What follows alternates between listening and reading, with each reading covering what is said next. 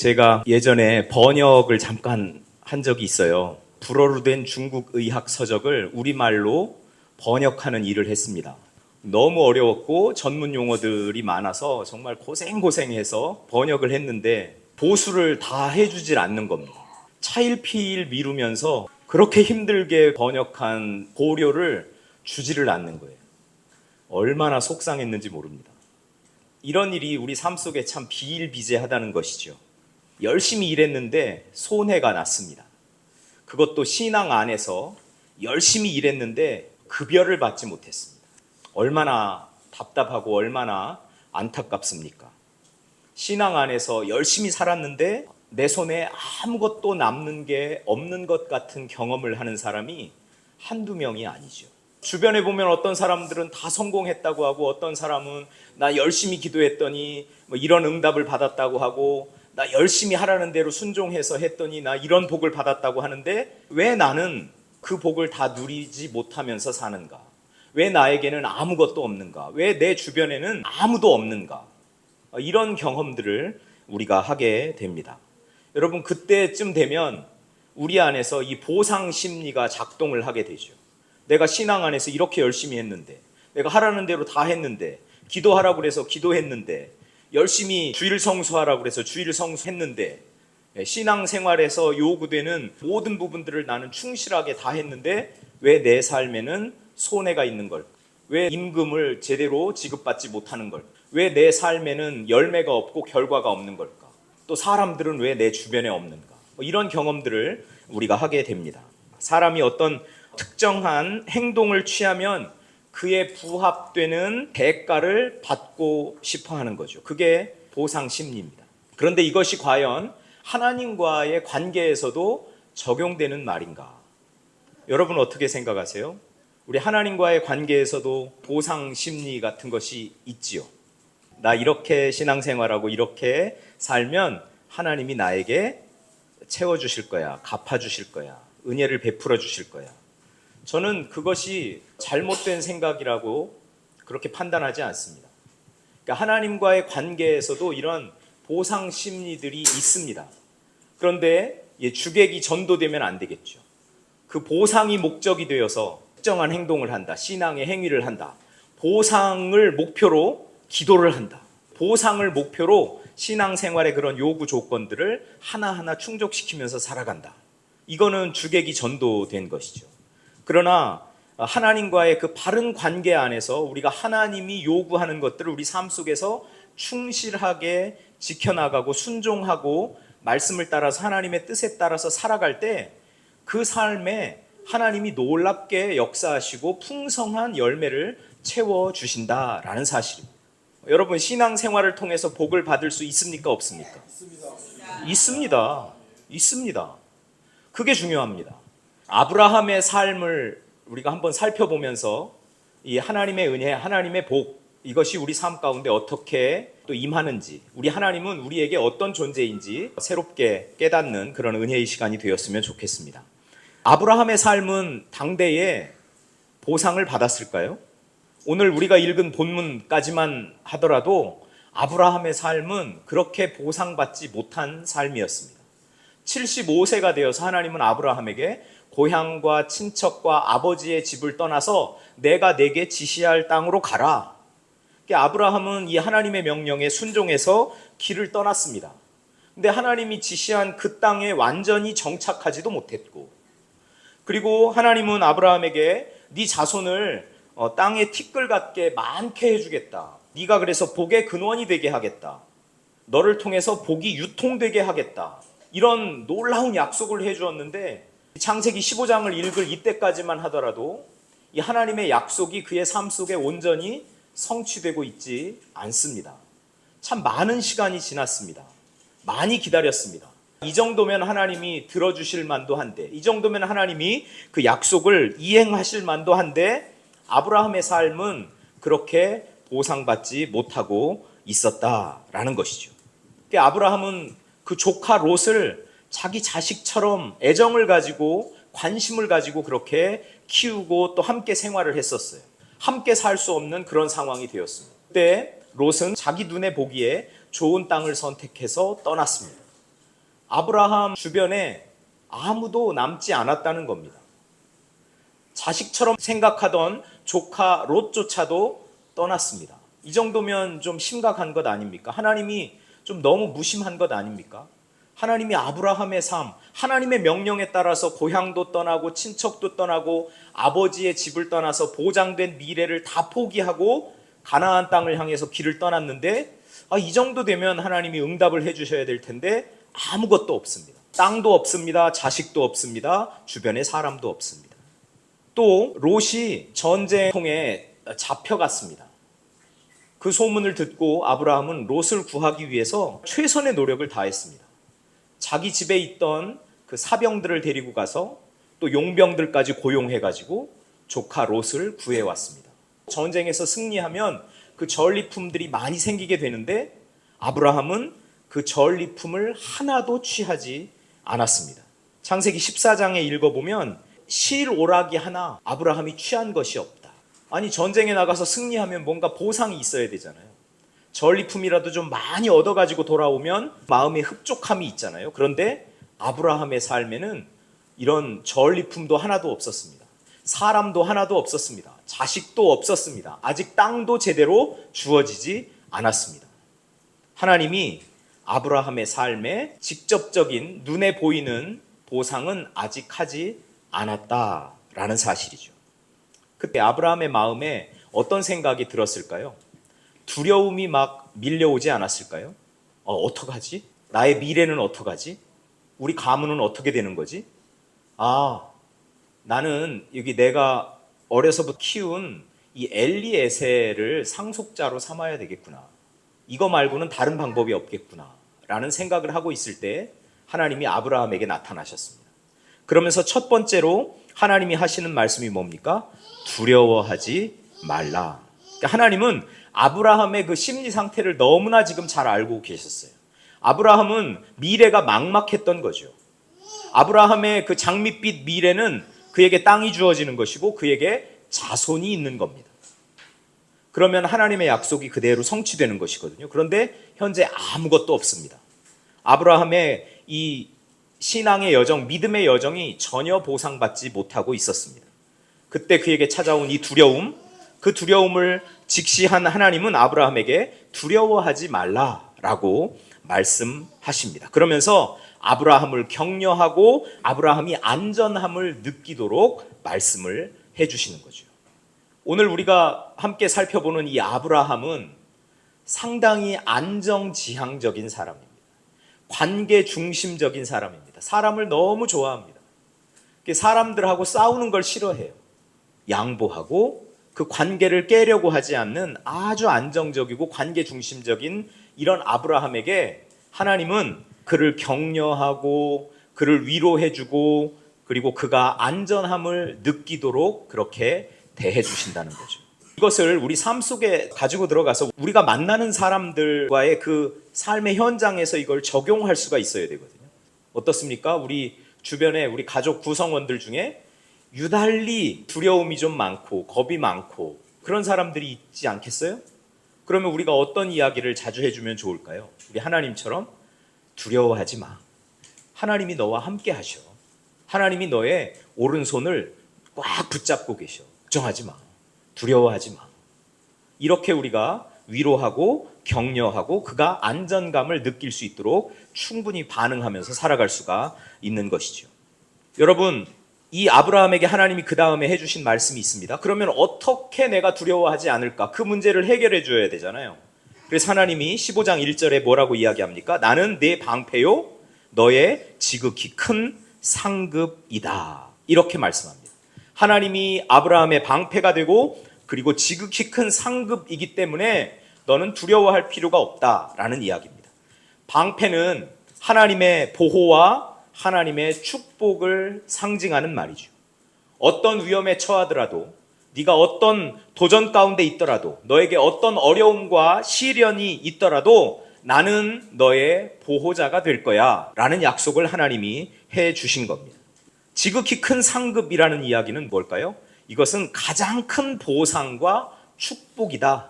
나는 너의 가장 큰 보상과 축복이다. 하나님이 그렇게 말씀하십니다. 앞서 말씀드렸지만 창세기 14장에서 아브라함은 롯을 구하기 위하여 참 많은 돈을 썼을 겁니다. 자기 집에서 기르던 사병 318명, 이 318명이 움직이려면 거기 들어간 경비가 얼마나 들까요? 또 그를 도와주기 위해서 용병들이 그 전투에 함께 참여하게 됐는데 경비는 또 얼마나 많이 들었을까요? 그런데 롯을 구출해가지고 돌아왔을 때 아브라함 손에는 아무것도 없었다는 겁니다. 전혀 보상받지 못했다는 겁니다. 그런데 15장에 딱 넘어가니까 하나님은 아브라함에게 뭐라고 말씀하십니까? 나는 너의 지극히 큰 상급이다. 이것은 나는 너에게 가장 큰 보상이다 라고 이렇게 말씀하십니다. 그리고 그 보상의 내용이 나오죠. 그 보상의 내용이 뭡니까? 바로 땅과 자손이라는 겁니다. 내가 가나안 땅을 너에게 주기 위해서 내가 너를 불러내었다. 그리고 내가 너에게 자손을 줄 것이다. 그 자손을 통해서 너는 복이 될 것이다. 너는 복의 유통자가 될 것이다. 하나님이 그렇게 말씀하십니다.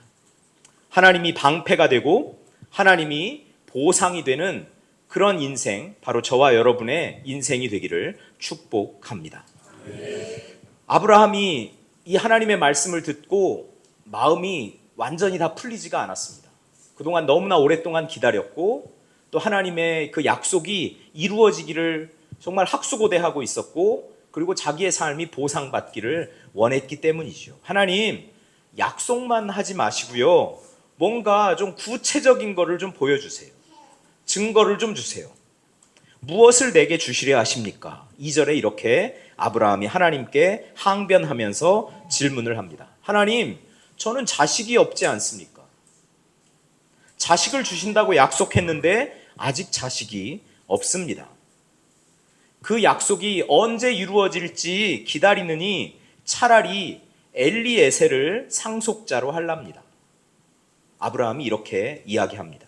여러분 생각에는 어떠세요? 엘리에셀을 상속자로 세우는 게 아브라함 인생에서 최선일까요? 아니면 차선일까요? 아니면 차차선일까요? 아브라함은 하나님이 약속하신 것, 그것이 최선이라는 것은 알고 있어요. 그러나 하나님의 약속이 쉽사리 이루어지지 않고 자기 삶 가운데 구체적으로 느낄 수 있고 경험할 수 있는 것으로 그 보상이 주어지지 않고 있으니 차라리 저는 차선책이라도 선택할래요 라고 이야기를 하고 있습니다. 우리는 다 압니다. 최선은 무엇이죠? 하나님이 주시는 약속의 자녀. 오늘 본문 4절에도 내 몸에서 날 자가 내 상속자가 되리라. 이게 최선입니다. 아브라함도 알고 있었습니다. 그런데 하나님의 약속이 쉽게 이루어지지 않는 틈에 그는 차선을 생각하게 되었습니다. 어떻습니까, 여러분? 저와 여러분이 살아가는 모습이 이와 흡사하지 않습니까? 하나님이 뭔가 약속은 하셨는데 그 약속이 내 삶에 구체적으로 이루어지지 않는 것 같으니 우리는 그 최선을 기다리지 못하고 차선을 선택하고 그리고 차차선을 선택하면서 살아가고 있지는 않은지요. 아브라함은 최선을 선택하고 있지 않습니다. 지금 차선을, 어쩌면 차차선을 선택을 하고 있는 겁니다. 그런데 하나님은 그에게 분명히 말씀하시죠. 너는 차선이 아니라 최선을 기다리라. 이 최선이 바로 너에게 주어진 약속이고 나는 그것을 반드시 너에게 이루어 줄 것이다. 하나님이 그렇게 말씀하십니다. 내 몸에서 날 자가 내 상속자가 될 것이다. 그러면서 아브라함을 데리고 하나님이 밖으로 나아갑니다. 하늘의 뭇별을 아브라함에게 보여줍니다. 네 자손이 저 뭇별과 같이 많아질 것이다. 창세기 12장 1절부터 3절까지 하나님이 약속하신 그 그림을 하나님은 아브라함의 손을 붙잡고 밖으로 나아가서 하늘의 별을 바라보면서 그에게 다시 확증시켜 주십니다. 아브라함을 대하시는 하나님은 참 다정하세요. 하나님은 너무나 섬세하세요. 여러분, 이 안정적인 사람 아브라함이 움직이는 것 쉽지 않다는 거 여러분 잘 아시죠? 아마 이 중에도 안정적인 분들이 꽤 계실 텐데 그런 분들은 아실 거예요. 나를 움직이는 건 얼마나 어려운지 알아? 그런데 하나님이 이 아브라함을 움직이기 위해서 다정다감하게 아주 섬세하게 예민하게 반응하시는 하나님의 모습을 보게 돼요. 하나님은 아브라함에게 이 약속을 딱 한 번만 해주셨을까요? 내 자손이 많아질 것이다. 하나님은 이 약속을 창세기 12장에도 하시고요, 오늘 15장에도 하시고, 그리고 17장에도 이 할례를 통해서 또 반복하세요. 아브라함에게 반복하고 반복하고 반복하면서 좀처럼 움직이지 않는 이 아브라함을 움직이시는 거예요. 야, 이 하나님이, 아브라함의 그 하나님이 바로 저와 여러분 하나님인 것이 얼마나 감사한지 모릅니다. 그냥 한마디 지나가면서 툭 던져놓고 아랑곳하지 않다가 항의를 하면은 내가 예전에 말했잖아, 아주 무뚝뚝하게 말씀하시는 하나님이 아니라 그의 자녀들이 다치지 않게 하려고 격려하고 위로하고 섬세하게 반응하면서 안정감을 주시는 이 하나님이 바로 저와 여러분의 하나님이라는 사실입니다. 창세기 15장 6절에 이렇게 되니까 아브라함이 하나님을 믿었어요. 이거 상당히 중요한 구절입니다.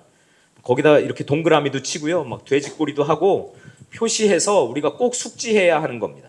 아브라함이 여호와를 믿으니 여호와께서 이를 그의 의로 여기셨다. 아직 아브라함에게 보상이 완전히 다 주어지지 않았습니다. 땅을 다 차지하지 않았습니다. 아브라함에게서 난 자손이 아직 있지 않습니다. 그런데 이 하나님의 약속을 아브라함이 드디어 믿게 되었습니다. 확신하게 되었습니다. 하나님을 신뢰하게 되었습니다. 그렇게 아브라함이 여호와를 믿으니 여호와께서 이를 그의 의로 여기셨다. 아브라함 너 의롭다라고 하나님이 평가해 주신 겁니다. 여러분, 이것이 중요합니다. 이것이 아브라함의 구원입니다. 그리고 이 아브라함의 구원이 바로 저와 여러분의 구원입니다. 아브라함은 우리 믿음의 조상이라고 하지 않습니까? 여러분, 아브라함이 의롭다라는 평가를 받기 위해서 아직까지 한 게 없습니다. 그런데 아브라함은 하나님을 믿었습니다. 하나님의 그 약속을 믿었습니다. 무엇을 믿은 걸까요? 하나님은 나의 방패시고 하나님은 나의 큰 상급이시구나 라는 것을 믿은 겁니다. 아브라함의 자손인 저와 여러분의 이 신앙의 삶에서 그럼 우리가 믿어야 하는 것은 무엇일까요? 마찬가지입니다. 아브라함처럼 믿는 겁니다. 하나님은 나의 방패가 되십니다. 그래서 하나님은 나의 보호자가 되십니다.